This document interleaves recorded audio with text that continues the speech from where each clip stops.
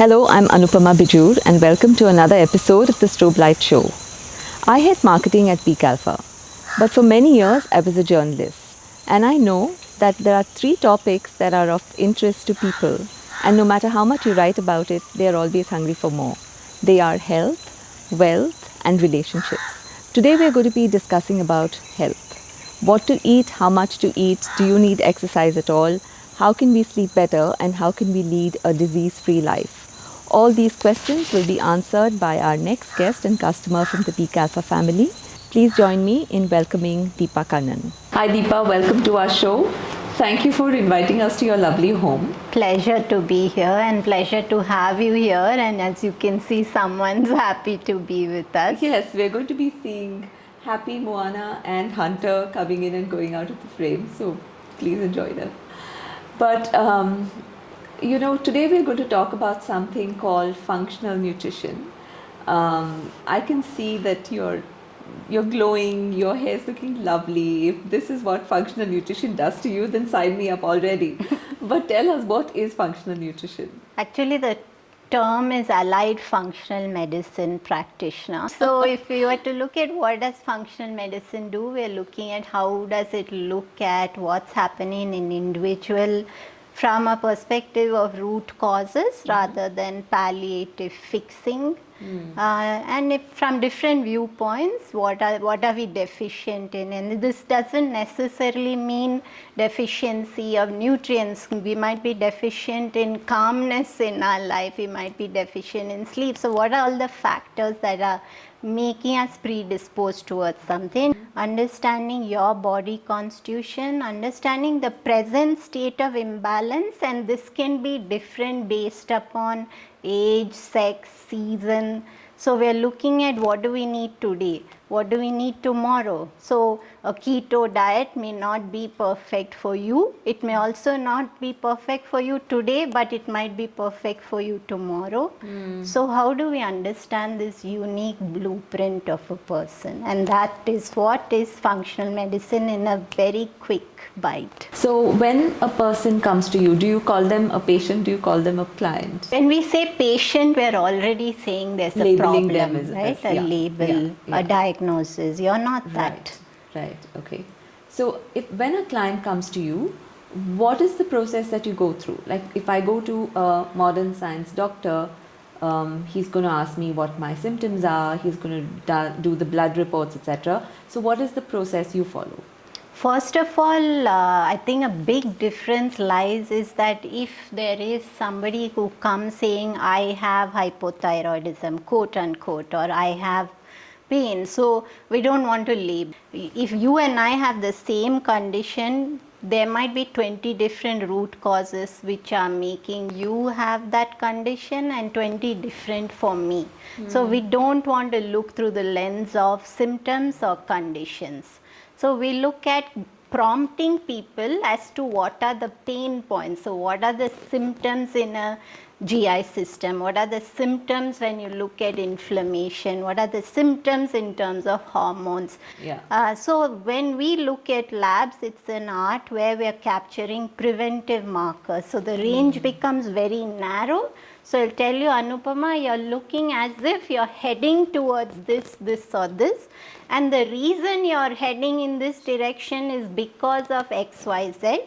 So we need to go upstream and correct these root causes to prevent you going in this direction. We are trying to change the course. Okay. So the focus then is on prevention rather than curing something when it starts manifesting. Ideally, but as I was talking to you before the official conversation, this doesn't always happen. People usually come to functional medicine only when they are in a situation of SOS. Correct. And then it just gets harder. You have to do stronger protocols and it takes a lot more efforts. I wish preventive care was part of every home, where you just know every single year. And I know that people are running these set of labs probably once a year, but they're not using it in a way where they can understand how do I decide the diet for the next 1 year. So when you see your clients, do you see a pattern of I know we don't like to label things, but do you see a lot of Yes. people coming with you from similar health Very, conditions? What are very. they? So these, I think the highest would be fatty liver, liver issues, skin issues, several hormonal issues, and I'll just come to the hormones in a bit, but also insulin resistance, pre-diabetes, diabetes, high cholesterol, predisposition towards heart disease, anxiety, depression, insomnia, you name it, and they all do fit together. Yes, yeah. Each of them is contributing factor or a symptom of something else. So they're so interlinked, and we are doing a justice in the world of injustice in the world of health itself when we are starting to look through just one area. And because all of this, if someone has fatty liver, then they're not going to be able to manage blood sugar, they're going to get more insulin resistant, and therefore they're going to end up with diabetes. So if you don't fix the liver and then you try to medicate somebody, that metformin just becomes one more load on the liver, and then it puts so much stress, and then you run into this loop. And the medical model is such that you start poking at the body with medication somewhere, you're going to end up where it gets into this spiral where you start a statin, you're going to end up at some point needing blood thinner or beta blockers, and then you're just trying to fix rather than get to the root. Right. So, do you see what is the reason for this state of ill health that a lot of us complain about? I think it's just ignoring looking at health in the proper way.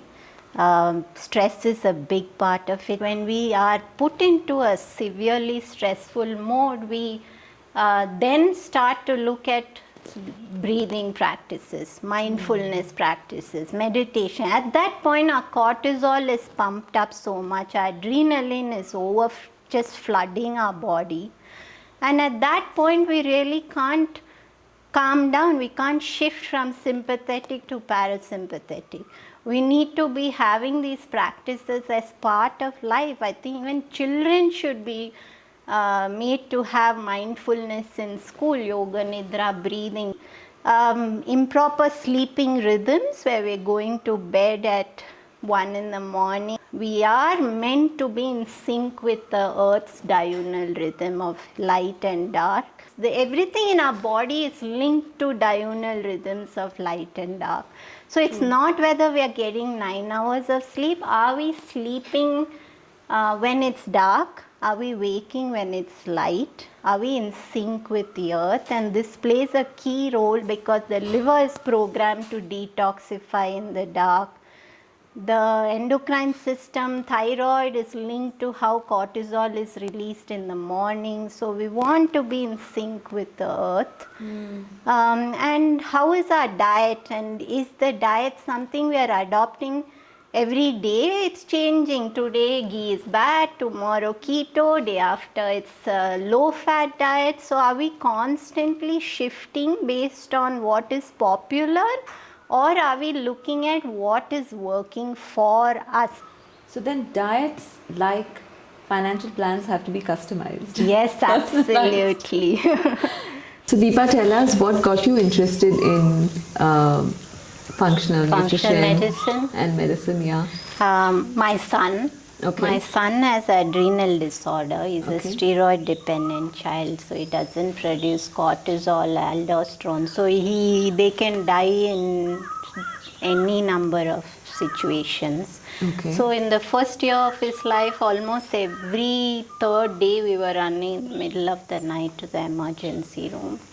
And at some point I asked the doctor, would food changes help? And you know, the medical model is that no, food has no role to play in this.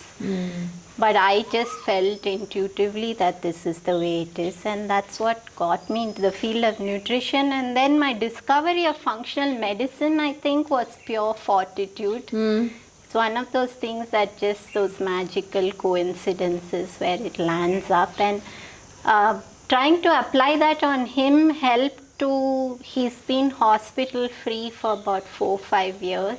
Thank God for that. And I had several chronic health issues, severe, the worst skin on the planet, terrible cystic acne, urticaria, perpetually on steroids. And it's been about 6 years since I had any medication, and found that it just works so beautifully. And Yeah, and look at you today. you I mean, have your to skin is just glowing and you perfect. have to try everything on yourself. And Right. I think that's one area that Sham jokes a lot, my husband, that she drinks these disgusting things, but I always feel I have to try out every diet on myself. Everything that I feel I would like somebody to try, I first implement it on myself. Okay. What is the most disgusting drink you've had for the sake of health? I think sometime I tried some of the green smoothies which are so popular, and some of them, when you add a lot of ingredients, herb powders and raw greens, it just made me so sick. But I felt, oh, it's healthy, so I need to drink this. But today I've reached a point where even to my clients I tell them that however healthy something is, you need to first enjoy it on your tongue. So another thing that you're very passionate about is sleep, or the quality of sleep. And you host a podcast called The Sleep Whisperer, which is also going to become a book next year. But we seem to be losing a lot of sleep over the quality of sleep, right? And like you said, people are working at night. I see green lights on my Instagram, or I'm guilty of doing it as well, you know. But why is sleep so important? Sleep is the trifecta, the foundation on which you build all healthcare protocols. Why is that challenge different in you, me, and everyone else? So each of us has bio-individuality even when it comes to sleep.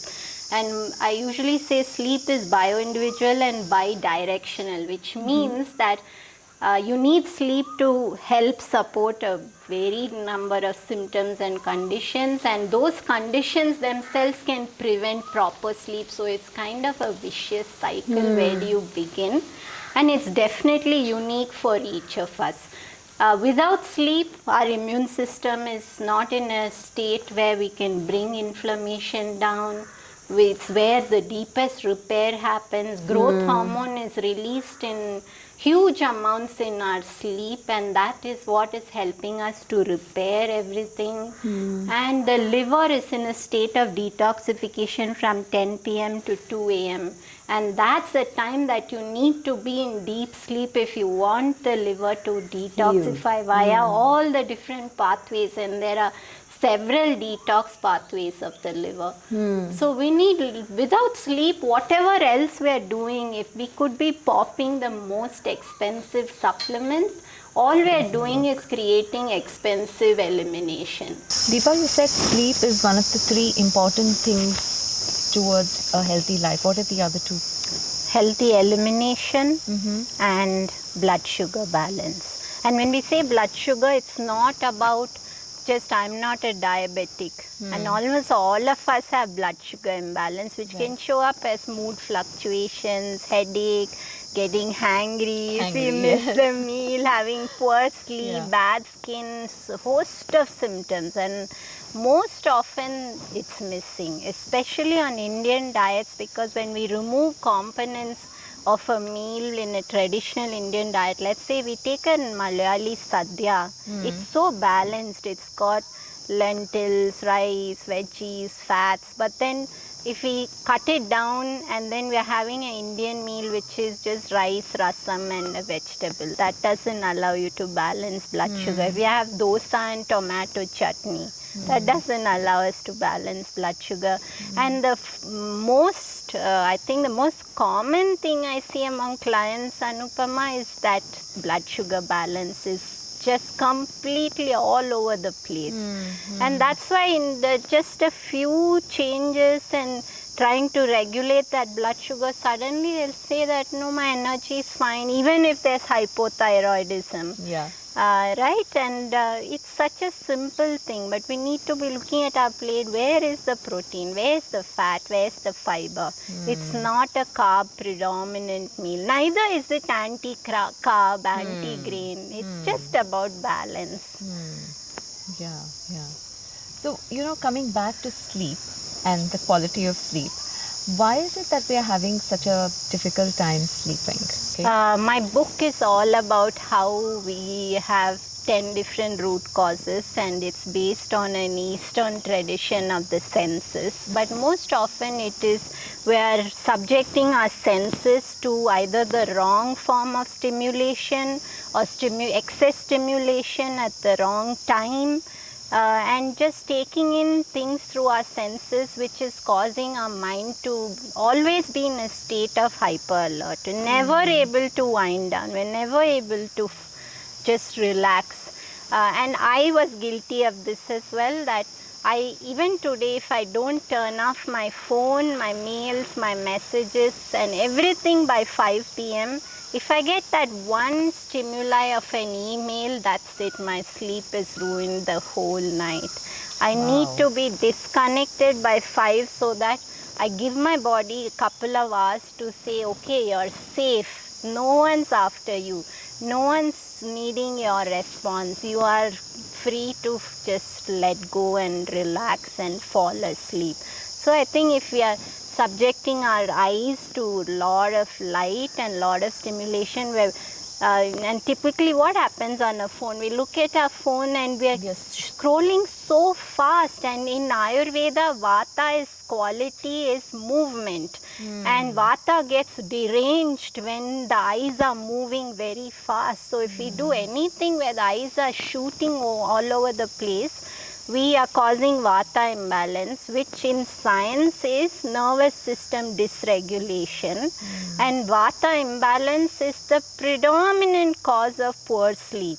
If you shut off your devices or you block your meals, etc., around 5, and I'm presuming that you go to bed at 10, so that's like a 5-hour prep time to I calm go you down. to bed at 7:30 Wow. p.m. and I am asleep by 8 o'clock, but that's also because I'm awake by 3, 4 or 4:30 whenever I wake up naturally. But I mean, okay, let's say you're going to bed at 9 o'clock. At least shut off all stimuli by 7 p.m. I think that's doable for all of us. We can get back to it. Even if you notice, I'll always reply to messages at 4:30 and 5 in the morning. That's because I switch on, and that half-hour window I respond to everything. That can be different for each of us. I'm not saying this is perfect, this is ideal. It needs to be, but we need to set a boundary. We need to train ourselves that post this time we are not there. To ourselves, we are not telling the world, we are telling ourselves that nobody needs you now. Sleep has a lot to how safe we feel. Do we feel safe? Do we feel that nobody is after us with a shooting gun, right? And that's what today's emails are. That's what is today's replying to meetings or messages, because it's all a state of emergency. And we just need to back off and say that we're safe now. So when I hear you talk, I find so many parallels between what we do at PeakAlpha. We'd say, your wealth goal is not sudden. Yes. It's a long-term goal. Yeah. So also with health, right? Absolutely. Yeah. Totally. And how soon do you begin? Well, you should have begun yesterday or day before. Ideally, we should be telling our kids how we should be eating. Even if we can get them to eat right 9 times out of 10, that's great. Okay. Because the fact is, they are exposed to schools, they are exposed to friends, they will have situations where they don't do the right thing, but that's okay, and we're all like that. We will slip up, we need to slip up sometimes so we can bring ourselves back on track out of our own intention, not because the labs are telling you that if you don't change course you're going to end up a diabetic, or if you don't change course you're going to end up on statin. So when did you come and become a part of the PeakAlpha family? I think it's about a year and a half now. Okay. That's nice. But I met Priya, as I said, about 14 years ago. Okay. And so PeakAlpha was always in my head. I know Priya, so I think there was an element of trust. Yeah. And as I told you, I'm also someone who will just hand over, shut my eyes and say, let it be taken care of. And Yeah. I think I needed that personal connection to have that trust for me. So knowing her was just knowing, okay, so now I can just let go. We spoke about this briefly about trusting an expert to do something that they are best at, right? And we also know that we are bombarded with information on health from various sources: WhatsApp, neighbors telling you eat this, don't eat this. Um, we read from journals that, coconut oil is good today, tomorrow it's not good. So, how do we filter this information? Who do we listen to? That's a great question. I'm so glad you asked that, because the world of nutrition and health is so controversial. You will see today ghee is bad, tomorrow ghee is great, or you will see right now that there's one functional medicine practitioner who will talk about keto being the best diet and someone else talking about low fat plant based diet. So is there a right ideal diet? No, there is not. And we have to go back to what we spoke in the beginning, that we are influenced by our age, our sex, our season, our constitution, our present state of imbalance based on the triggers of what is around us. So we do need to find a way to tailor that. And if we were to say, where do we go to listen to this? I would just say that do your research everywhere, but make sure the source is somebody who's reputable. And I think who's the best person to tell you if something's right for you? It's you. You go to especially in India, the doctor is the god. So if they tell you something, your feedback and your intuition doesn't matter. And that's not true. And this should be the same even in health. If you are my client and you have an adverse symptom to something I give you, I want you to question me, why are you having that? I want you to say, why do I feel this? Is it saying that this is bad for me, or is it bad for me today? Is there something I'm doing wrong? Should I do something else to support this protocol? We need to be educated and empowered. There's the other question of, all of us having a genetic predisposition to certain diseases, right? Can those be fixed with nutrition and functional There's nutrition? so many nuances to this. First of all, you said fixed, which I'm always cautious to use. And genetic. So what do we mean by genetic? Is it that our mom had high cholesterol, so does that mean we should get? So something like that. Now this has nuances. So if we take a quick route to cholesterol, it's a beautiful way to illustrate. So typically about 9 out of 10 people who come to us have high cholesterol, and 9 out of 10 of them will respond, their lipids, LDL, triglycerides will drop to normal just from supporting the liver, cleaning up the liver, optimizing liver health. Now that one person in that 10 will not. Why? So then we dig deeper. We look beyond LDL, triglycerides and cholesterol. We look at ApoA1, ApoB. Then we look at genetic testing, ApoE4, which is a gene variant which makes someone predisposed to higher risk for Alzheimer's. It's also the one that prevents you from getting rid of shunting out LDL from the body. So that one person in the 10 might have a genetic issue as to why they can't get rid of it. And at some point, at that case, it might be a area where you have to merge medication and support to cope with medication. So I don't think it's a perfect answer. We're all different, but we need to have the right practitioner. So it's very tricky. But you have, I don't know if you've heard this statement in functional medicine, genetics loads the gun, lifestyle pulls the trigger. Right.